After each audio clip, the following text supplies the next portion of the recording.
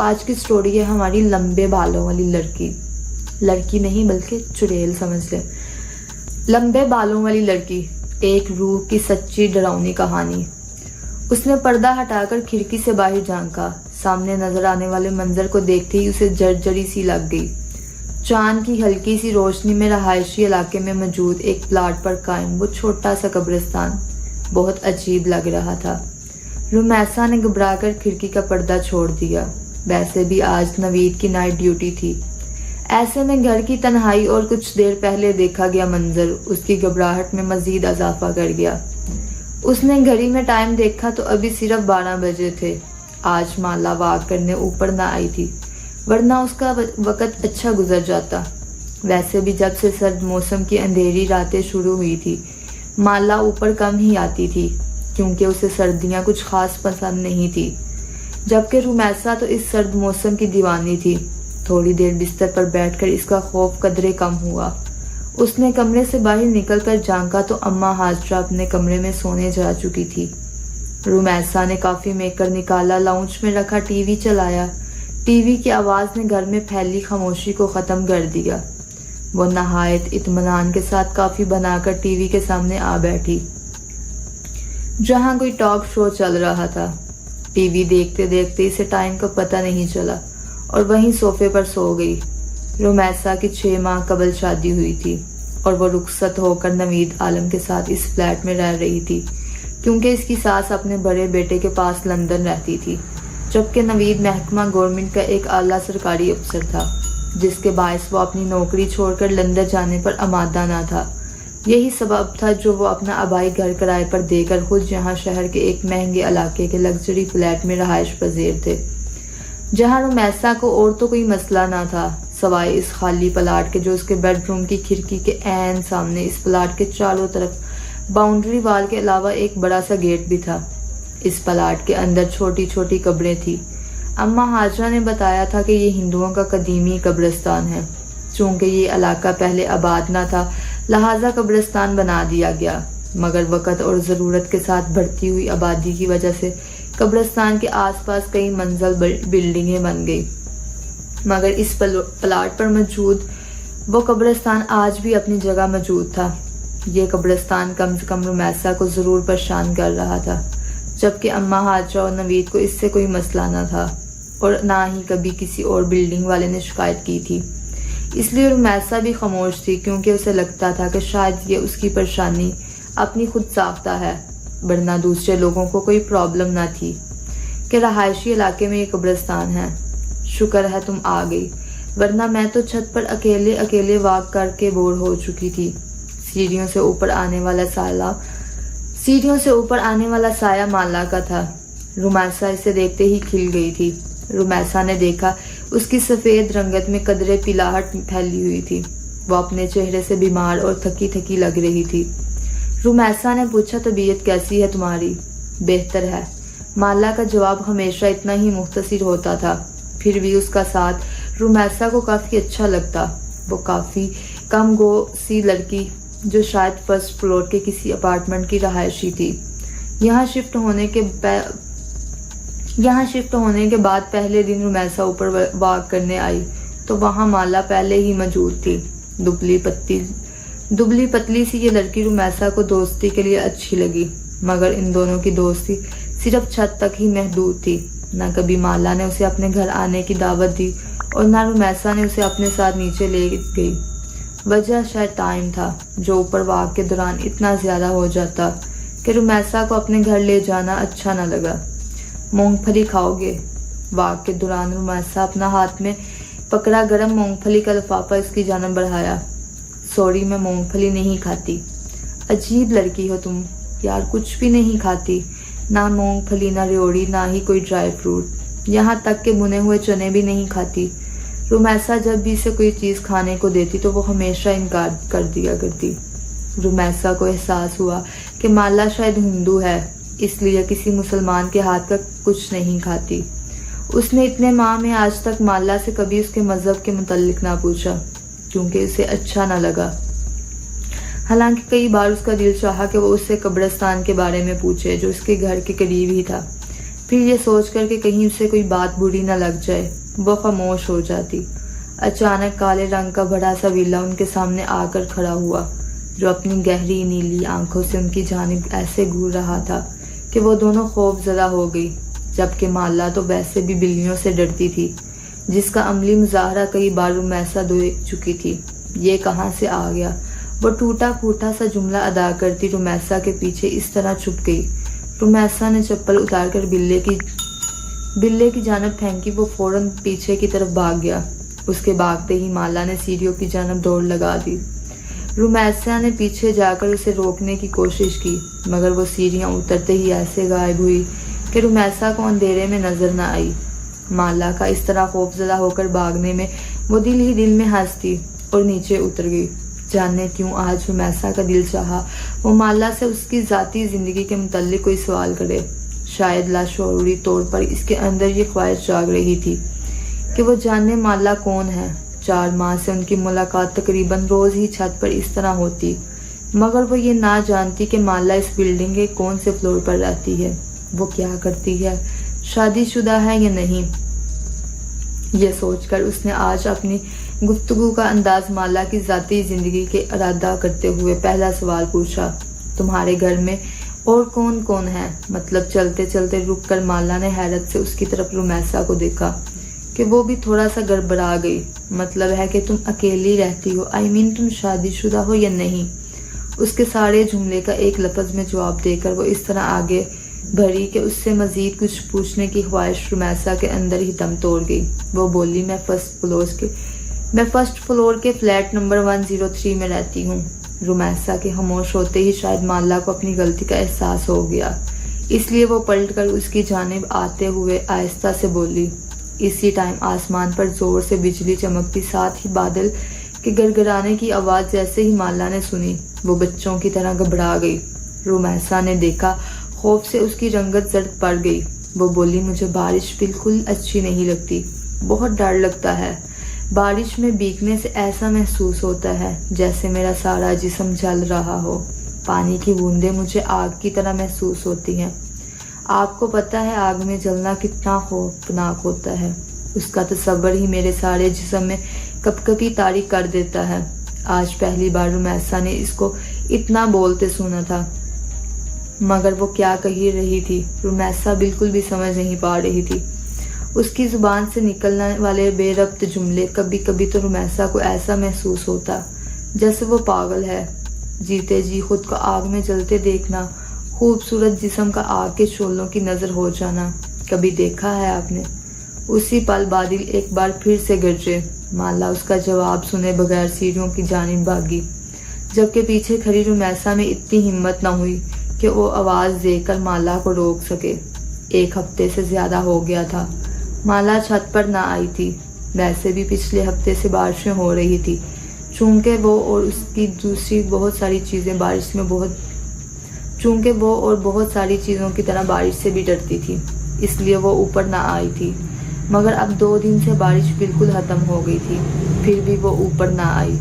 جب شام میں نوید کے ساتھ باہر جاتے ہوئے اس نے بے اختیار رک کر فلیٹ نمبر 103 پر نظر ڈالی، جہاں بڑا سا تالا اندھیرے میں بھی نظر آ رہا تھا، اس کا مطلب یہ ہوا کہ وہ کہیں گئی ہوئی ہے۔ یہ سوچ کر وہ نیچے اتر گئی اور پھر گاڑی میں بیٹھتے ہوئے اس نے پہلی بار نوید سے مالا کا ذکر کیا۔ کیا وہ لڑکی ہندو ہے؟ کیونکہ نام سے تو ایسا ہی لگ رہا ہے۔ پتہ نہیں، میں نے کبھی پوچھا نہیں، مگر شاید وہ فلیٹ نمبر 103 میں رہتی ہے۔ وہ کافی دنوں سے اوپر نہیں آئی۔ فلیٹ نمبر 103، نوید نے حیرت سے دہرایا۔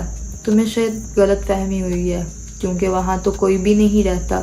وہ فلیٹ ایک لمبے عرصے سے خالی ہے۔ اچھا، پھر ہو سکتا ہے کہ مجھے سننے میں غلطی ہوئی ہو۔ نوید وہاں پچھلے 1 سال سے رہ رہا تھا، اس لیے وہ رمیسا کے مقابلے میں بہتر جانتا تھا کہ آس پڑوس میں کون کون رہتا ہے۔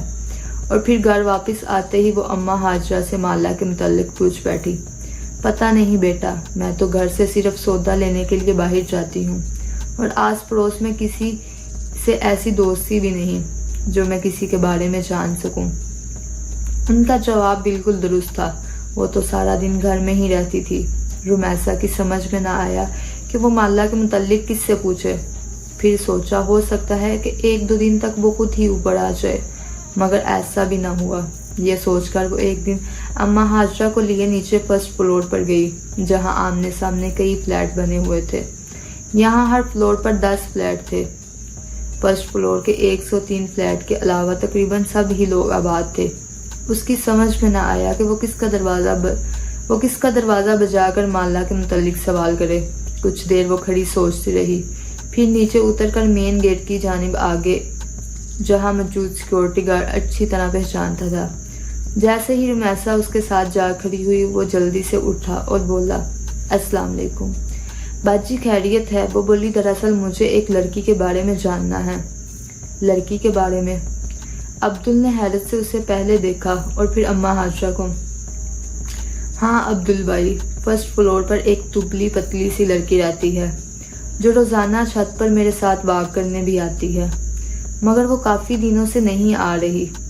عبدل نے پوچھا، کیا آپ اس کا نام جانتی ہیں؟ اس کا نام مالا ہے، گوری سی ہے، بہت لمبے بال ہیں۔ بہت لمبے بالوں والی لڑکی تو میں نے یہاں کبھی نہیں دیکھی۔ ہاں، فیصل صاحب کی بیٹی ہے، فلیٹ نمبر 107 میں۔ نام تو مجھے اس کا نہیں پتا، لیکن بال کافی لمبے ہیں۔ ایک دفعہ ایسے ہی میری نظر پڑ گئی تھی۔ آپ وہاں جا کر پوچھ لیں، شاید وہ آپ کی مشکل حل کر دیں۔ عبدل کی بات سنتے ہی وہ وہاں نہیں رکی، بلکہ تیز تیز چلتی فرسٹ فلور پر 107 کے سامنے کھڑی ہو گئی۔ وہ بنا سوچے سمجھے بیل پر ہاتھ رکھ دیا۔ کون؟ دوسری طرف دروازہ کھول کر باہر آنے والی ایک 40 سے 45 سالہ عورت تھی، جو رمیسا کو اپنے سامنے دیکھ کر تھوڑا سا حیران ہوئی۔ السلام علیکم جی، میں مسز نوید ہوں۔ اسی بلڈنگ کے 3rd فلور پر میری رہائش ہے۔ مجھے دراصل مالا سے ملنا ہے۔ تیز تیز بولتے ہوئے اس نے جلدی سے اپنا مدعا بیان کیا۔ اسے ایسا محسوس ہو رہا تھا جیسے اگلے ہی پل اس کی خواہش کے عین مطابق مالا اس کے سامنے آ جائے گی۔ کون مالا؟ جواب اس کی توقع کے خلاف تھا۔ اب رمیسا کی سمجھ میں نہ آیا وہ کیا کہے۔ ایک 16-17 سالہ لڑکی اس عورت کے قریب آ کھڑی ہوئی۔ رمیسا نے دیکھا اس کے لمبے سیاہ بال کمر سے نیچے جھول رہے تھے، مگر ظاہر ہے وہ مالا نہیں تھی۔ مایوسی کے ساتھ ساتھ وہ شرمندہ بھی ہوئی۔ سوری، دراصل مجھے لگا شاید مالا اسی فلیٹ میں رہتی ہے۔ نہیں، اس فلیٹ میں یہاں تو میں اور میری اکلوتی بیٹی رہتے ہیں، جبکہ میرا خیال ہے کہ ہمارے فلور پر مالا نامی کوئی لڑکی نہیں رہتی۔ دراصل مجھے اس نے اپنا فلیٹ کا نمبر 103 بتایا تھا، تو انہوں نے بولا 103 تو پچھلے کئی سالوں سے خالی پڑا ہے۔ بہت سال پہلے یہاں ایک فیملی آباد تھی، پھر ان کے ساتھ ایک ایسا حادثہ ہوا، وہ لوگ یہ گھر چھوڑ کر چلے گئے۔ دوبارہ یہاں کوئی نہیں آیا۔ دروازے پر کھڑے کھڑے اس خاتون نے رمیسا کو تفصیل بتانا شروع کر دی۔ نہ چاہتے ہوئے بھی رمیسا پوچھ بیٹھی، کون سا حادثہ؟ وہ خاتون بولی، سنا ہے ان کی جوان بیٹی کہیں اچانک غائب ہو گئی تھی۔ بہت تلاش کیا مگر وہ نہ ملی۔ شاید بدنامی سے بچنے کے لیے اس کے ماں باپ یہ گھر چھوڑ کر چلے گئے، لیکن ان کے جانے کے کچھ دنوں بعد فلیٹ سے اٹھنے والی بدبو نے سب کو اپنی جانب متوجہ کر لیا۔ جب پولیس تالا توڑ کر اندر داخل ہوئی تو ایک نوجوان لڑکی کی تعفن شدہ لاش پڑی تھی۔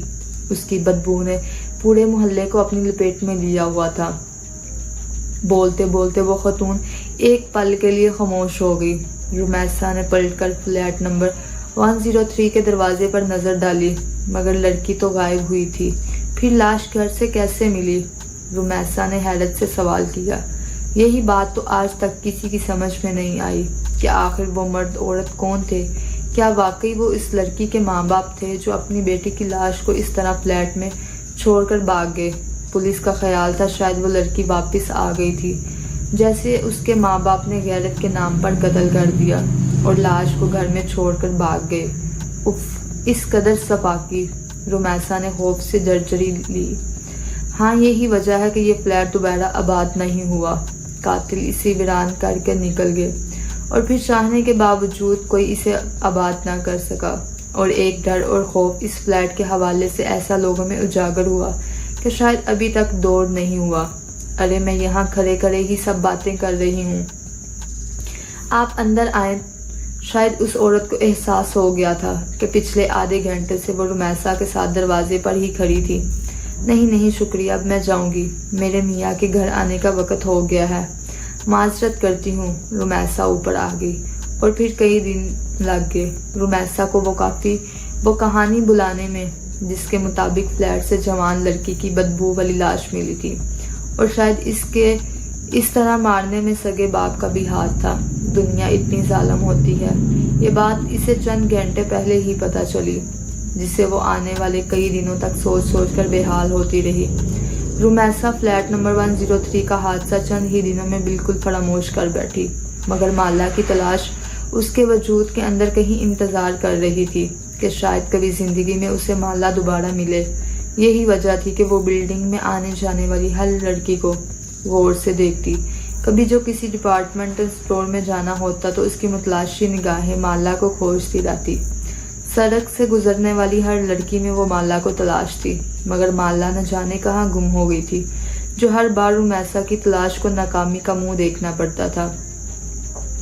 اس کی تلاش مالا کے ساتھ لگن اتنی سچی تھی کہ ایک دن وہ اس میں کامیاب ہو گئی، مگر ایسی کامیابی جس کے بعد کئی سالوں رمیسا کا یہ دل سوچ کر کانپتا رہا کہ اس نے مالا کی تلاش میں اتنی کوشش آخر کیوں کی۔ وہ جاتی سردیوں کی ایک شام تھی۔ اماں ہاجرہ کو صبح سے ہی نزلہ زکام نے جکڑ رکھا تھا، جس کے باعث وہ اپنی چارپائی پر رضائی اوڑھے پڑی تھی۔ نوید عالم آفس کے کسی کام کے سلسلے میں کل کوئٹہ گیا ہوا تھا، اور اس تنہائی میں رمیسا کا دل بے حد گھبرا رہا تھا۔ 2 گھنٹے اس نے لاہور اپنی امی جان اور بہن سے بات کی، پھر جیسے ہی فون بند کیا اسے ایسا محسوس ہوا جیسے کوئی بیرونی دروازے کے پاس سے گزر کر اوپر جانے والی سیڑھیوں کی جانب بڑھا ہے۔ اس کا اندرونی لکڑی کا دروازہ کھلا تھا، جبکہ اس کے باہر موجود گرل کو وہ ہمیشہ اندر سے لاک رکھتی تھی۔ تنہائی میں ابھرنے والے تجسس کے ہاتھوں مجبور ہو کر اس نے گرل کے باہر جھانکا۔ ایک بہت لمبے بالوں والی لڑکی تیز اوپر سیڑھیاں چڑھتی جا رہی تھی۔ رمیسا کو لگا وہ مالا ہے۔ وہ جلدی سے اپنا دوپٹہ اوڑھے اس لڑکی کے پیچھے لپکی تو اوپر چھت پر جا کر غائب ہو چکی تھی۔ رمیسا تیزی سے سیڑھیاں چڑھتی اوپر آئی۔ سرے شام ہی چھت پر اندھیرا چھایا ہوا تھا۔ آخری سیڑھی پر قدم رکھ کر رمیسا نے جیسے ہی سیڑھیوں کے قریب موجود بلب آن کیا، اس کی روشنی پوری چھت پر پھیل گئی۔ مالا مالا۔ اوپر چڑھتے ہی اس نے آواز لگائی۔ اس کی آواز پر کسی نے کوئی جواب نہیں دیا۔ رمیسا نے تھوڑا مزید آگے بڑھ کر دیکھا۔ چاروں طرف ایک ہو کا عالم تھا۔ چھت بالکل خالی پڑی تھی۔ وہ ایک دم گھبرا کر واپس پلٹی تو اس کا پاؤں اس کالے بلے سے ٹکرا گیا جو ہمیشہ مالا کو خوفزدہ کر دیتا تھا۔ بلے نے بلبلا کر رمیسا کی جانب دیکھا۔ اس کی چمکتی موٹی کان جیسی آنکھوں میں جانے کیا تھا کہ رمیسا ایک خوف زدہ ہو کر نیچے بھاگی۔ کانپتے ہاتھوں سے گرل کا لاک کھولا تو سامنے ہی اماں ہاجرہ کھڑی تھی۔ بیٹا تم کہاں چلی گئی تھی؟ نوید صاحب کا فون آیا تھا، تمہاری خیریت پوچھ رہے تھے، انہیں فون کر کے جواب دے دو۔ بات کرتے کرتے اماں ہاجرہ کو احساس ہوا کہ رمیسا کچھ گھبرائی ہوئی ہے۔ کیا بات ہے بیٹا، سب خیر تو ہے؟ جواباً رمیسا نے کچھ دیر قبل والا سارا واقعہ سنا دیا، جسے سنتے ہی اماں ہاجرہ نے اس کی طرف دیکھتے ہوئے کہا، میری بات مانو تو بیٹا اس لڑکی کو بھول جاؤ، کیونکہ مجھے ایسا محسوس ہو رہا ہے جیسے تم نے اپنے حواسوں پر پوری طرح سوار کر لیا ہے۔ وہ تمہارے خیالوں سے نکل کر ایک شکل میں ڈل گئی ہے جو تمہیں ہر وقت یہاں وہاں دکھائی دے رہی ہے۔ میرا خیال ہے اماں آپ درست کہہ رہی ہیں، رمیسا نے ایک گہرا سانس لیتے ہوئے کہا۔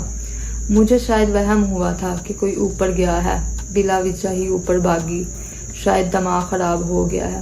اور رات کے کھانے تک وہ شام کا واقعہ بالکل بھول چکی تھی۔ کھانا کھا کر اس نے نوید سے فون پر بات کی، پھر کافی بنا کر ٹی وی کے سامنے آ بیٹھی۔ جب اسی پل باہر ہلکی ہلکی بارش شروع ہو گئی۔ رمیسا کافی کا کپ لے کر اپنے کمرے میں موجود کھڑکی کے سامنے آ گئی۔ ابھی اس نے پردہ ہٹا کر باہر دیکھا ہی تھا کہ اسے محسوس ہوا سامنے قبرستان کے بیچوں بیچ کوئی کھڑا ہے۔ وہ جلدی سے کھڑکی کی آڑ میں ہو گئی۔ شاید کوئی چور یا ڈاکو تھا، یا پھر کوئی غریب کچرا چننے والا بچہ جو شاید بارش سے پناہ لینے کے لیے رات کے اس قبرستان میں داخل ہوا تھا۔ ایسے ہی وقت گزاری کے طور پر رمیسا اسے دیکھ رہی تھی۔ جب وہ سایہ آہستہ آہستہ چلتا ہوا قبرستان کے باہر نکل آیا، رمیسا نے دیکھا وہ ایک لڑکی تھی جو دھیرے دھیرے چلتی روڈ پر لگے پیلے بلب کے نیچے آ کھڑی ہوئی۔ لمبے سیاہ بال اس کی پشت پر پھیلے تھے۔ وہ یقیناً مالا تھی، جو کہ رمیسا کا وہم ہرگز نہیں تھا۔ اس نے جلدی سے کھڑکی کھول کر نیچے تانکا، مالا کو آواز دے کر اپنی طرف متوجہ کر سکے، لیکن اس کی آواز دینے سے قبل ہی مالا نے بجلی کے کھمبے کے پاس کھڑے ہو کر اوپر دیکھا۔ اتنی دور سے بھی رمیسا کو لگا کہ مالا اس کو دیکھ کر مسکرا رہی تھی۔ مالا کی مسکراہٹ میں نہ جانے ایسا کیا تھا کہ رمیسا خوفزدہ ہو کر پیچھے ہو گئی، جبکہ اس پل مالا پلٹی اور سست قدمی سے چلتی قبرستان کے اندر داخل ہو گئی۔ اس کے اندر داخل ہوتے ہی فضا میں پھیلا اندھیرا مزید گہرا ہو گیا۔ رمیسا نے آنکھیں پھاڑ کر چاروں طرف دیکھا، مگر قبرستان بالکل خالی تھا۔ اف میرے خدا! خوف کی ایک جھرجھری اس کی طرف اپنی لپیٹ میں لے لیا۔ وہ کھڑے کھڑے زمین پر گر گئی۔ زمین پر گرتے وقت مالا کے الفاظ اس کے کانوں میں گونج رہے تھے۔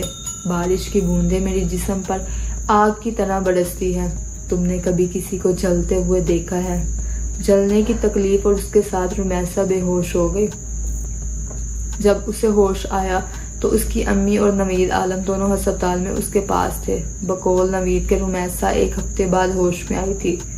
وہ کیوں بے ہوش ہوئی تھی وہ یہ چاہ کر بھی کسی کو نہ بتا سکی، مگر اس کی حالت کے پیش نظر بغیر کہے اپنا گھر تبدیل کر لیا، اور زندگی میں دوبارہ وہ کبھی اس طرف نہ گئی جہاں آخری بار اس نے مالا کو دیکھا تھا۔ مالا کون تھی، کہاں رہتی تھی، یہ سب جاننے کی خواہش دم توڑ گئی تھی، یا شاید وہ جان گئی تھی مالا کی اصل حقیقت۔